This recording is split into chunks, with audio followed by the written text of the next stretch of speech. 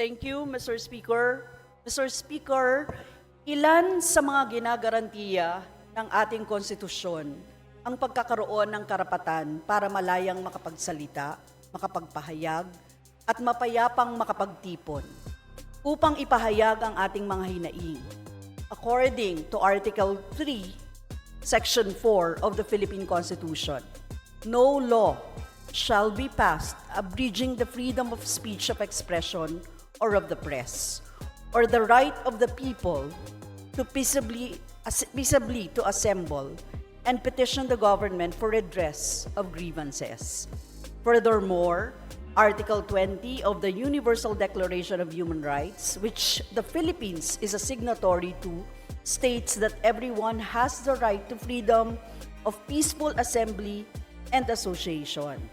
Now, Mr. Speaker, noong Nobyembre 30, 2024, araw ng kapanganakan ni Gat Andres Bonifacio, nagtipon ng iba't ibang organisasyon mula sa hanay ng mga manggagawa, magsasaka, maralitang lungsod, kababaihan, kabataan, driver, katutubo, guro at iba pang sektor upang ipaglaban ang sahod, trabaho, karapatan, kalayaan, at pagpapanagot sa mga abusado. Mula Liwasang Bonifacio, tumungo kami at ang iba't ibang sektor sa Menjola para magkaroon ng programa. Habang nagmamarcha sa kahabaan ng Recto Avenue, nagbarikada at humarang ang kapulisan sa mapayapang pagkilos ng mamamayan. Placards na may lamang panawagan at palabang diwa lamang ang bitbit ng mga kasama mula sa iba't ibang sektor, habang ang kapulisan ay may dalang riot shield at naka-helmet at armor pa na tila susugod sa isang labanan. Mr. Speaker, ginamit ng mga kapulisan ang kanilang dalang shield para hampasin sa ulo at leeg ang mga aktivista. May mga napukpok at nagtamo ng sugat sa ulo at bibig. Makikita nyo yan dyan, Mr. Speaker, yung iba't ibang mga kung paano pinalo, paano talaga sinaktan ang mga tao. May isang kabataan na nagtamo ng 2 hanggang 3 laceration at kinailangan pang dalhin sa ospital. Sa kabuuan, tinatayang 37 na aktivista ang nasugatan at nasaktan noong araw na iyon. Isa ring senior citizen at stroke survivor na si Nilo Monteferro Sr. ang iligal na inaresto ng kapulisan. Sa kabila ng kanyang edad, nakiisa siya sa pagkilos para ipaglaban ang karapatan ng kanilang komunidad. Ayon sa mga nakakita, marahang naglalakad si Nilo sa gilid ng kalsada noon para maghanap ng banyo nang hinatak siya ng 5 hanggang 6 na pulis. Sinasabi ng mga pulis na dahil sa direct assault at disobedience, kaya iligal nilang hinuli si Nilo. Lumapit kami sa barikada ng mga pulis noon upang hingin na makita at makausap si Nilo. Pero hindi sila pumayag. In fact, Mr. Speaker, ako mismo nakiusap na po pwede bang makita yung kanilang hinuli. Walang humarap na ground commander sa akin nung panahon na yon. Hindi rin sumasagot ng maayos ang mga pulis at may isa pa sa kanila na binangga ang aking paa ng dalang shield. Sabi naman niya, hindi daw niya sinasadya. Pero syempre masakit pa rin yun, ano? Yung madaganan yung paa mo ng shield ng pulis. Natapos na lamang ang programa sa Menjola, wala pa rin humarap. Hindi sa amin masabi kung nasa Menjola pa ba si Nilo o dinala na sa kung saan. In fact, tumawag ako noon kina Congressman Joel Chua, Congressman Benny Abante, at sa Commission on Human Rights para lang humingi ng tulong. Mga mahigit 1 oras ang lumipas, saka lang kami hinarap ni P. Colonel Arnold Thomas Ibay, Direktor ng Manila Police District. At kanyang sinabi na nasa MPD na si Nilo.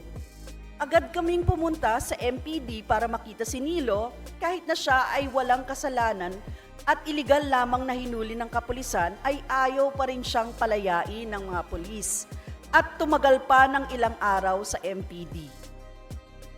Now, eto na Mr. Speaker, noong January 9, 2025, nakatanggap ako at ang ilang mga mula sa iba't ibang sektor ng sabina dahil di umano sa paglabag sa batas pambansa bilang 880 or Public Assembly Act ng 1985. Noong November 30, 20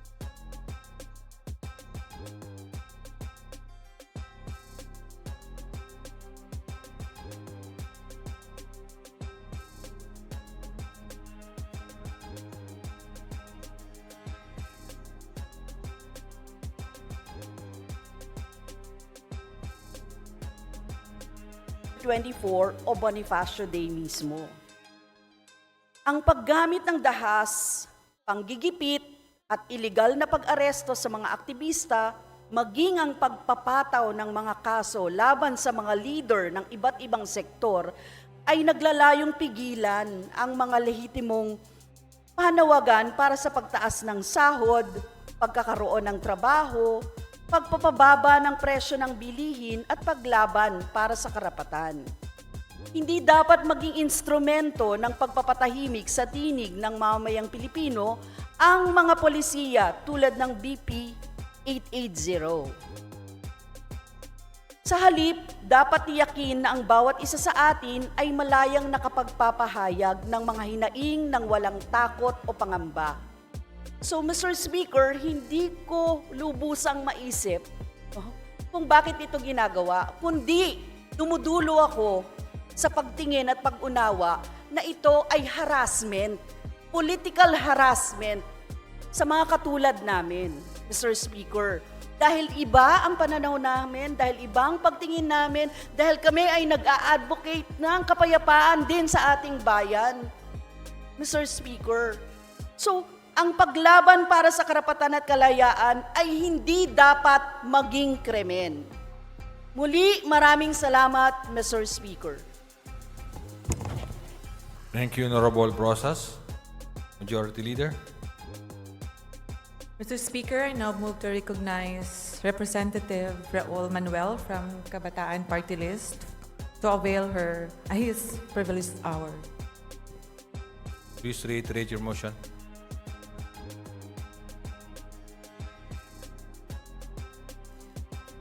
Mr. Speaker, I move that we refer the speech of Honorable Arlen Brosas from Gabriela Party List to the Committee on Rules for its appropriate action. Is there any objection? The Chair hears none. The privileged speech of Honorable Arlen Brosas is referred to the Committee on Rules. Majority Leader. Mr. Speaker, I now move to recognize Representative Raul Manuel from Kabataan Party List to avail his privileged hour. Honorable Raul Daniel Manuel of the Kabataan Party List is recognized. Maraming salamat, Mr. Speaker. Una sa lahat, nais kong batiin ang ating kagalang-galang na Kamara ng isang manigong bagong taon. Happy New Year po sa lahat. Ang ibig sabihin po ng manigo ayon sa diksyonaryo ay sagana, may mabuting kapalaran, o kasiya-siya. Subalit sa bagong taon na ito, we have to point out, Mr. Speaker, na para bang may bumabagabag sa sambayan ng Pilipino. Sa pananaw ng representasyong ito, nagmumula ang pagkabagabag sa isang napakahalagang usapin na hanggang ngayon ay hindi pa rin natutugunan. Mr. Speaker, tungkol po ito sa mga reklamo ng taong bayan. Ang impeachment complaints na inihain laban sa nakaupong Vice Presidente Sara Duterte.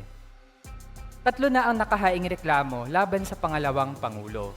Ang unang reklamo ay isinampa noong December 2, 2024 at ang grounds for impeachment ay culpable violation of the Constitution, graft and corruption, bribery, betrayal of public trust, and other high crimes.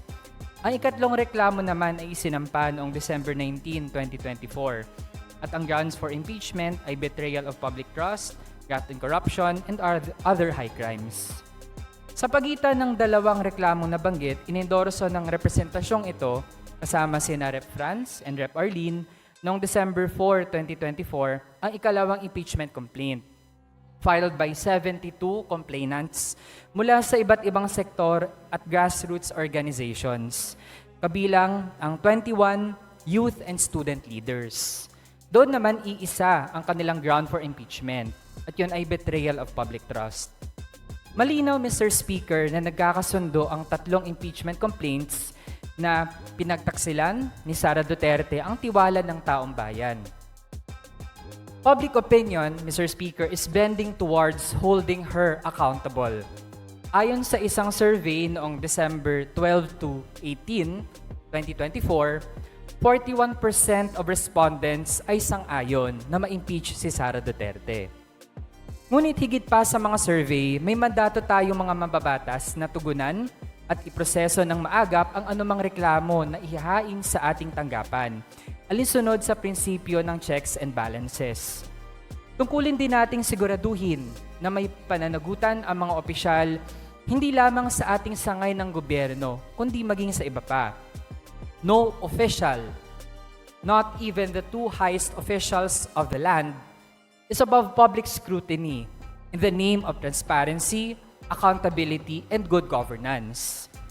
Ngayon, Mr. Speaker, may ilang naglalako ng ideya na ang impeachment di umano ay gumagambala lamang sa kapayapaan ng bansa. Peace na lamang daw. Pero ang katotohanan ay ang kabaligtaran. Hindi magiging mapayapa ang ating bayan hanggat walang pananagutan sa mga naluluklok at umaabuso sa kapangyarihan.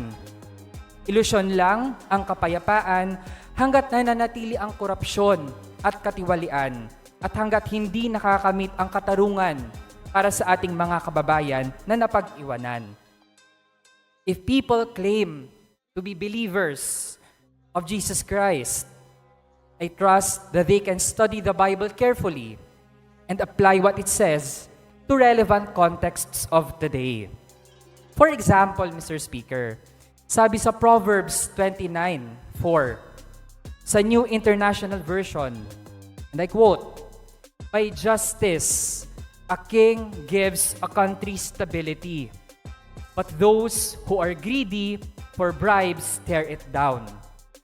Mr. Speaker, sabi din po sa Proverbs chapter 28, verse 15, sa Filipino version, kung paano ang umuungal na leon at ang gutom na oso, gayon ang masamang pinuno sa maralitang bayan.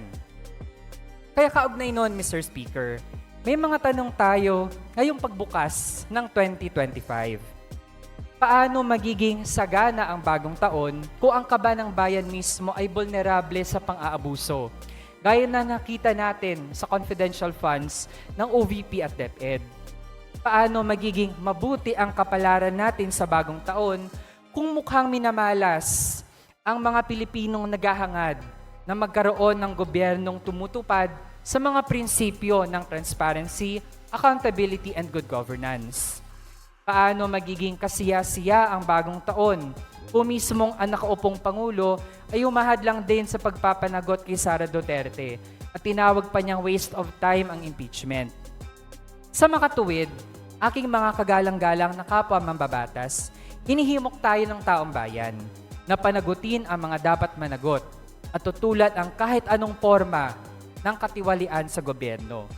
Sa halip na ilagak ang pondo ng sambayanan sa mga kaduda-dudang gastusin tulad ng confidential and intelligence funds, marapat lamang na ilaan natin ito sa serbisyong panlipunan.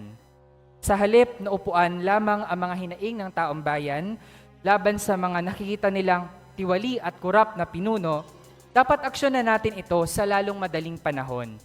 Huwag po nating palampasin ang pagkakataon at agad nang harapin ang dumadagundong na panawagan ng taong bayan to impeach Sara Duterte now. Yan lamang po, Mr. Speaker. At muli, Happy New Year, manigong bagong taon sa ating lahat. Thank you, Honorable Manuel. Majority Leader. Mr. Speaker, I move that we refer the speech of Honorable Raul Manuel to the Committee on Rules for its appropriate action. Is there any objection? Hearing none, the speech of Honorable Raul Manuel is referred to the Committee on Rules. Majority Leader. Mr. Speaker, I now move to recognize Representative Franz Castro from ACT Teachers Party List for her privilege hour. The Honorable Franz Castro of the Party List ACT Teachers is recognized. Thank you, Mr. Speaker. Mr. Speaker, esteemed colleagues, I rise today on a matter of urgent national importance. The Filipino are suffering and the Marcos administration has failed them. The latest Social Weather Station survey, or the SWS survey, reveals that 63% of the Filipino families now consider themselves poor, the highest rate in over 2 decades. This is not just a statistic, it is a damning indictment of this administration's economic policies. Sa kabila ng pagtaas ng presyo ng mga pangunahing bilihin at serbisyo, nananatiling walang ginagawa ang Administrasyong Marcos. Hinahayaan ang mga Pilipino na magdusa. Sumisipa ang presyo ng kuryente, tubig, natataas mula sa 4 na piso hanggang 5 piso kada cubic meter sa buwang ito. At langis na tataas na naman uli ng halos piso kada litro. Tataas ang pamasahe sa LRT na aabot ng 12.50 or 12 pesos and 50 centavos sa maximum at may pagtaas na naman ang premium ng SSS. Pero sinasabi ng Malacanang, napabayaan muna ito. Anong klaseng gobyerno ang pumapayag na maghirap ang kanyang mamamayan? The situation is particularly dire in Mindanao, where self-rated poverty has reached a staggering 76%. So this region, a vital agricultural hub that feeds the nation, has been grossly neglected. Farmers and fisher folks are struggling to survive as the government prioritizes massive importation over local production. The rice tariffication law has devastated our rice industry, leaving farmers unable to compete with the cheap imported rice. Meanwhile, the National Food Authority's original mandate to establish the food prices has been gutted, leaving our people vulnerable to exploitation. Dapat na ibasura ang rice tariffication law at ibalik sa kagyat ang original function ng National Food Authority. Hindi na uubra ang 60 pesos maximum suggested retail price ng bigas, lalo pa itong nag-aanyaya ng pagsasamantala, Mr. Speaker. The Marcos administration's reliance on temporary aid and band-aid solution is not enough. We need long-term structural reforms to address the root causes of poverty. We call for a national industrialization plan that will create stable jobs, provide livable wages, and support our farmers. We must also hold accountable the oil companies that manipulate fuel prices, driving inflation, and pushing our people deeper into poverty.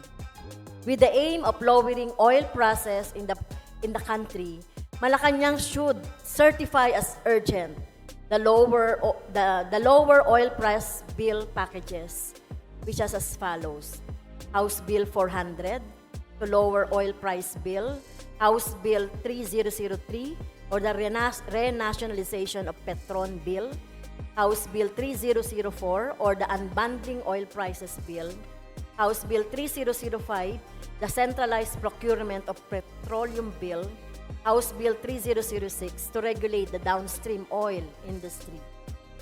These bills were first filed by Bayan Muna Party List in the previous Congresses and hopes that now they will finally be enacted to stop runaway oil prices. The government's failure to address these issues is compounded by its mismanagement of public funds. Pork barrel allocations continue to enrich political allies, while critical social services like healthcare, education, and disaster resilience remain underfunded. The national debt has ballooned to 16 trillion pesos. Yet, there has been little improvement in key sectors such as the agriculture, education, and healthcare. To make matters worse, the Marcos administration refuses to implement a significant wage increase despite the rising cost of living. Workers are left unable to cope with inflation, while unemployment remains high, especially in impoverished regions like Mindanao. These devastating economic policies are no longer sustainable and should be stopped. Pork barrel spending must be abolished and funds must be redirected to strengthen the basic services such as healthcare, education, and disaster resilience. We must rebuild robust rural economies and replace debt dependency with sustainable fiscal policies that ensure long-term growth and genuinely uplift the poor. Mr. Speaker, the Filipino people deserve better. They deserve a government that prioritizes their welfare over the interests of big businesses and political elites. They deserve a government that listens, acts, and delivers. Dapat kumilos na ang gobyerno ngayon para maiwasan ang karagdagang pagdurusa ng ating mga mamamayan. Nananawagan ang kinatawang ito na agarang aksyon para kontrolin ang pagtaas ng presyo ng mga pangunahing bilihin at suriin ang mga patakarang pang-ekonomiya na hindi makakatulong sa ating mga kababayan. Thank you, Mr. Speaker.